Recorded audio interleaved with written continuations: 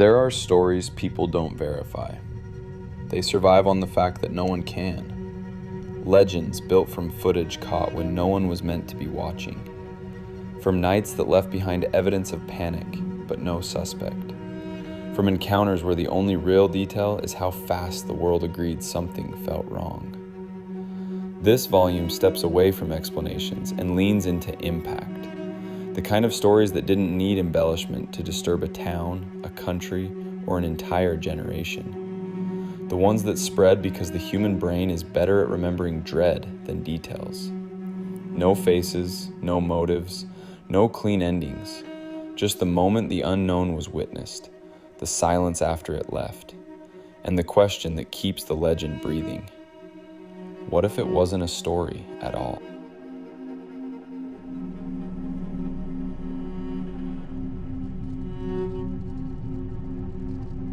The Fresno Nightcrawler became known because of two videos, not eyewitness exaggeration. The first appeared in 2011, captured on a home security camera in Fresno, California.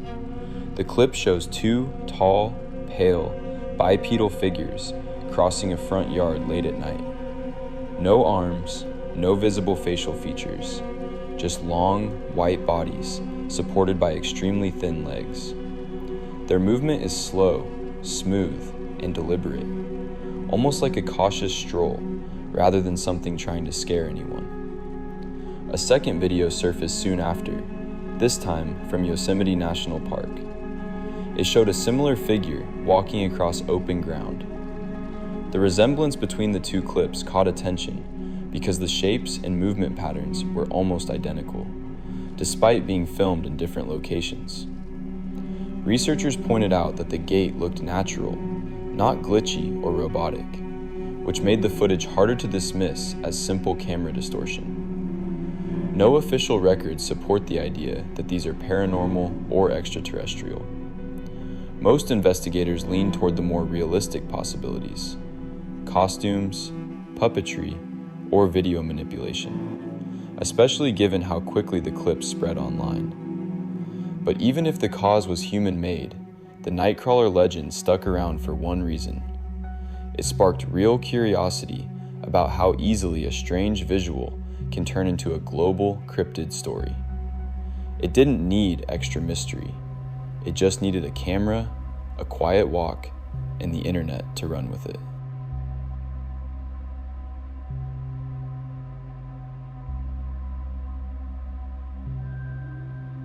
September 12th, 1952, Flatwoods, West Virginia. Just after 7 p.m., a fireball streaked across the sky and crashed into a hillside. A group of local kids saw the flash and ran for help. Minutes later, a small search party, armed with flashlights and curiosity, made their way toward the impact site. They expected wreckage. They found something standing in the smoke instead. What emerged from the haze was massive, silent, and draped in a shape no one could explain. A towering 10-foot figure with a dark pleated body, a glowing red face, and eyes like burning bulbs. Its head was framed by what looked like a wide spade-shaped hood or collar, and the air around it smelled sharp, metallic, suffocating. The closer they got, the harder it was to breathe. Their throats burned, their noses stung. Something in the mist wasn't just frightening, it was physical. No one was killed that night, but several were hospitalized after, coughing, vomiting, and struggling to recover from the fumes they inhaled. The official explanation became gas exposure and mass hysteria. But hysteria doesn't leave chemical burns in your lungs. It doesn't make the air feel intelligent. Something landed in Flatwoods that evening. Maybe it wasn't a demon. Maybe it wasn't extraterrestrial. Maybe it was just a moment the world tried to forget. But legends like this don't need bodies to be disturbing. They just need witnesses, in the knowledge that something was there first.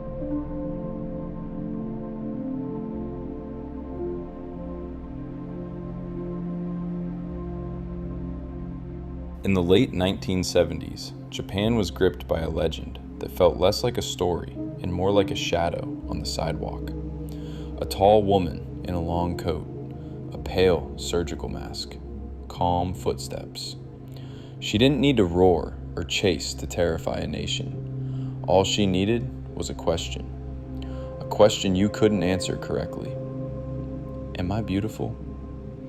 The mask hides more than her face. It hides the rules of the encounter. When she pulls it down, revealing a smile carved unnaturally from ear to ear, the air changes. Stillness becomes danger. Normal becomes impossible. But unlike most legends, this one comes with instructions. Whispered tactics people claim have saved lives in the stories that survived. The key isn't honesty, it's confusion. Victims who say, "You're average," or "so-so," throw her off her script. The vagueness short-circuits the trap, giving you seconds while she stands there, silent, analyzing a reply she wasn't built for. Others swear that throwing Becco Ame candies or even money at her feet works like bait. The creature stops, crouches, and gathers it meticulously, like it still remembers human habits. And if desperation hits, there's the strangest rule of all. Shout, "Pomade," 3 times. Not a prayer, not a weapon, a trigger. The legend claims it repels her instantly, tied to the tale of a surgeon who once hunted her, the scent of the product burned into her origin. Some say telling her, "I have a previous engagement," breaks the encounter like a contract. Others claim turning the question back on her forces a pause long enough to slip away. The common thread? You don't fight her. You don't answer her. You interrupt her pattern.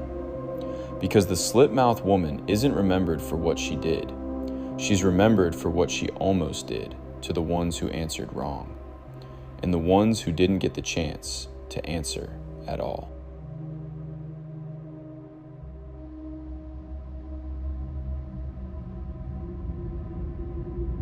This legend didn't come from the internet. It came from late-night drives and nervous storytelling. The core of the story is simple.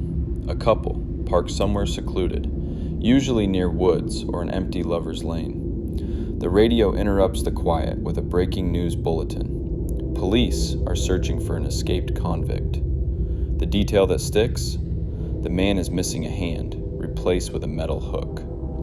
Spooked, the couple drives off immediately. When they reach the girl's house, they notice something hanging from the passenger side door handle. A long metal hook, curved and cold. In most retellings, that's where the story ends. No attack, no chase. Just a close call that turns a warning into a legend. The truth behind it is more realistic and less cinematic. Stories like this gained traction in the 1950s and 60s, a time when news reports of escaped prisoners, combined with the rise of teen car culture, created the perfect breeding ground for cautionary tales. The hook hand detail works because it's memorable, visual, and plausible, especially in an era before viral hoaxes and digital monsters. The fear came from the idea that danger could be nearby, not supernatural.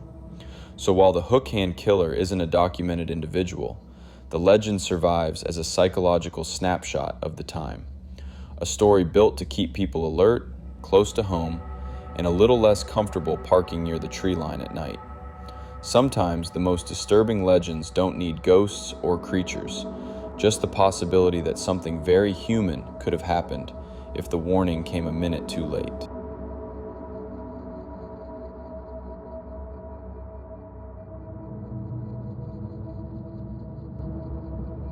This legend isn't a creature you stumble into, it's one you invite. The Midnight Man is part ritual, part warning, part gamble. The rules are the entire point. At exactly 12 a.m., if the steps are followed, the entity enters your home. Not as a shape at first, but as a presence. The goal of the ritual is simple: survive until 3:33 a.m. The stakes are worse than a ghost story. The legend claims he torments psychologically, hunting you through darkness, using your fear as the map. The ritual begins with a candle, a piece of paper with your name written in full, a pinprick of blood, and a door knock. 22 knocks to be exact, the final one landing on midnight. You blow out the candle, open the door, relight it, and close it again. That's the handshake. That's the invitation. After that, you're in the game. The candle becomes your lifeline. If it goes out, he's near.